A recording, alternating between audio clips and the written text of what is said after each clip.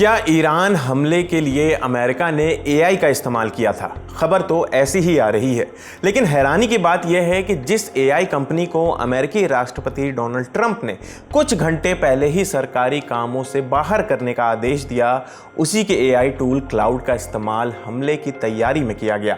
लेकिन सवाल यह है कि जब सरकार ने कंपनी से दूरी बना ली थी, तो फिर जंग के ऑपरेशन में उसका एआई कैसे और क्यों इस्तेमाल हुआ? रिपोर्ट्स के मुताबिक अमेरिकी सेना ने हमले की तैयारी और टारगेट तय करने में एंथ्रोपिक कंपनी के एआई मॉडल क्लाउड का इस्तेमाल किया।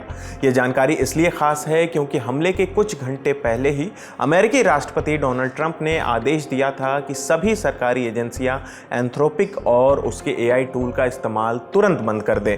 वॉल स्ट्रीट जर्नल और एक्सियोस की रिपोर्ट के मुताबिक क्लाउड का इस्तेमाल खुफिया जानकारी के विश्लेषण, संभावित सैन्य ठिकानों की पहचान और युद्ध से जुड़े सिमुलेशन चलाने के लिए किया गया। यानी एआई ने सीधे हमला नहीं किया, लेकिन हमले की रणनीति बनाने में उसकी अहम भूमिका रही। जैसा कि हमने आपको पहले ही बताया, 27 फरवरी को डोनाल्ड ट्रंप ने क्लाउड एआई का इस्तेमाल बंद करने का आदेश दिया। इसके बाद ट्रंप ने अपने social media platform truth social पर एंथ्रोपिक कंपनी पर हमला बोला। उन्होंने उसे कट्टर वामपंथी एआई कंपनी बताते हुए कहा कि इसे ऐसे लोग चला रहे हैं जिन्हें असली दुनिया की समझ नहीं है। एंथ्रोपिक और अमेरिकी सरकार के बीच विवाद पहले भी चल रहा था। खबर आई थी कि अमेरिकी सेना ने जनवरी महीने में वेनेजुएला के पूर्व राष्ट्रपति निकोलस मादुरो को पकड़ने के ऑपरेशन में क्लाउड एआई का इस्तेमाल किया था। इसके बाद कंपनी ने अपने नियमों का हवाला देते हुए कहा कि उसके एआई का इस्तेमाल हथियार बनाने, हिंसक अभियानों या निगरानी जैसे कामों में नहीं किया जा सकता। इसी मसले पर ट्रंप प्रशासन और पेंटागन ने कंपनी की आलोचना की और इसे राष्ट्रीय सुरक्षा के लिए जोखिम से भरा बताया।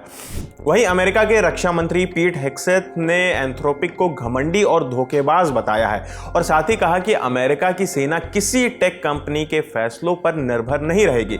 हेग्सेथ ने यह भी मांग की है कि एंथ्रोपिक के सभी एआई मॉडल्स तक अमेरिकी सेना को बिना किसी रोक टोक के पूरा एक्सेस दिया जाए। हेग्सेथ ने यह भी मांग की है कि एंथ्रोपिक के सभी एआई मॉडल्स तक अमेरिकी सेना को बिना किसी रोक टोक के पूरा एक्सेस दिया जाए, लेकिन उन्होंने यह भी माना है कि इसे तुरंत हटाना मुश्किल है, इसलिए कंपनी अगले 6 महीने तक अपनी सर्विस देती रहेगी ताकि सेना किसी दूसरे एआई पर शिफ्ट हो सके। हालांकि ट्रंप के आदेश के बाद अमेरिका में क्लाउड अचानक एप्पल के टॉप फ्री एप्स की लिस्ट में 1 नंबर पर पहुंच गया। चैट जीपीटी 2 नंबर पर था। क्लाउड की रफ्तार इस महीने अचानक से तेज हुई है।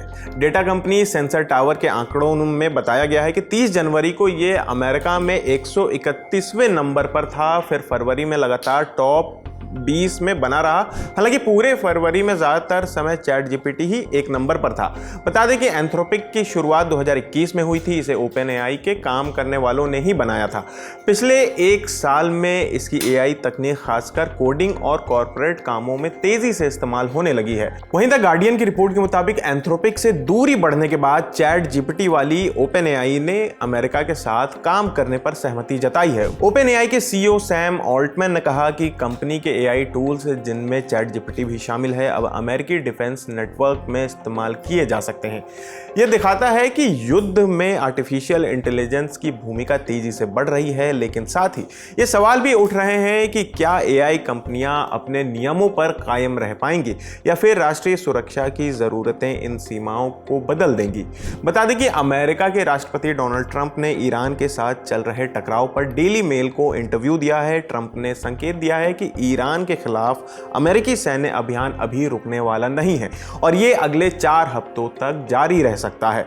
ट्रंप के मुताबिक अमेरिकी सेना का ऑपरेशन तय समय से भी तेज चल रहा है, लेकिन अभी कई टारगेट्स बाकी हैं। उन्होंने कहा कि सब कुछ योजना के मुताबिक हो रहा है और अमेरिका ने ईरान की उम्मीद से ज्यादा उसकी लीडरशिप और सैन्य ढांचे को नुकसान पहुंचाया है। ट्रंप ने दावा किया कि इस ऑपरेशन में ईरान के 48 लोग मारे गए हैं। तो फिलहाल इस खबर में इतना ही। आपकी इस खबर पर क्या राय है, हमें कमेंट करके जरूर बताएं। मेरा नाम आसिफ है, कैमरे के पीछे हमारे साथी दानिश हैं। देखते रहिए दी ललन टॉक। शुक्रिया।